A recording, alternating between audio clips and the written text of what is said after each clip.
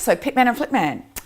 Well, they've really been evolving probably over the last 20 years, I suppose, and I created them because I was looking for some way to explain the dichotomy of life.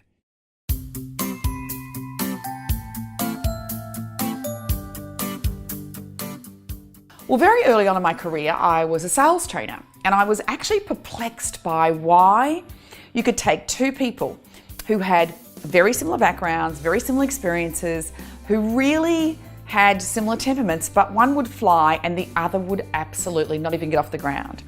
And so I started researching human behavior and started studying it, and even through my own observations. And I realized that most of us operate from unconscious habit. And a lot of the time it's negative and we're not even aware of it.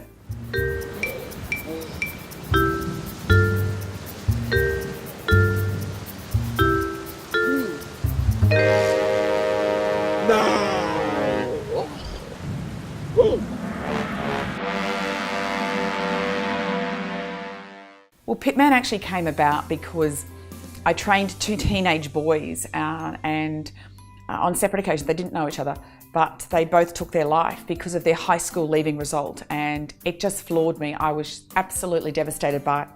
And I remember being in the training room and I drew the pit on the flip chart, and I knew exactly how they felt because I had been there too. And when I was a teenager, I didn't know how to get out of it either.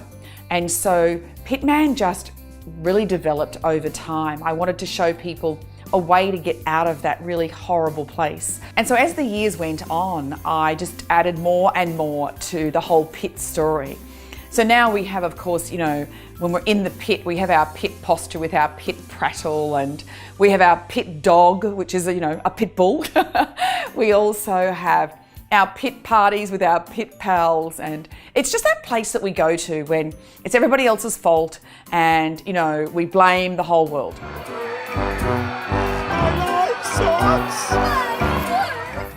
I'm not talking about real emotion when I talk about the pit. I'm not talking about grief or sadness or genuine frustration, appropriate anger. They're real emotions. I'm talking about the negativity that stops us moving forward. Well, the second half of this duo, of course, is Flipman. And Flipman is my way of explaining everything that I've learned over the years about how to change human behavior.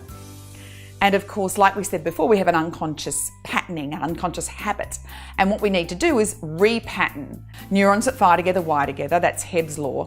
And so I thought, well, if maybe we could create like a system or a process that might help people to actually keep disciplined enough until they grow that new neural pathway. And so our 5-step process for Flipman is see, say, feel, do, and be. And so we see it, we make a visual, we say it, we get the right auditory dialogue happening. We feel it, that's the kinesthetic, we make sure we have that alignment for our feeling. We do it, we do the behaviours and take action that's aligned to that. And of course you do that for long enough, you do see, say, feel, do long enough, you be, it becomes integrated. The great thing about Flipman is that he's really the pattern interrupt that we need when we're in the pit. That when you're in the pit, we blame everybody else, we blame our past, we blame, our current situation, we blame our work, our partner, you name it. When you're in a Flipman state or a flip state, well, then you actually know that you put you there, and in any moment we get to choose how we actually go forward.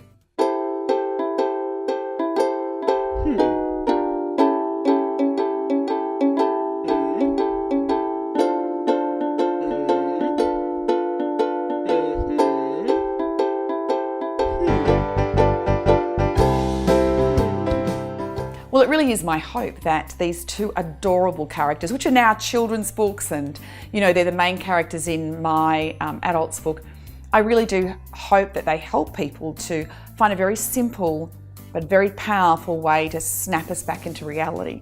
It really is about momentum and compounding whatever thought we're having, and we can compound down much easier than we can, compound to get momentum upwards. So I'm just hoping that people make the choice to not hang out with Pittman for too long.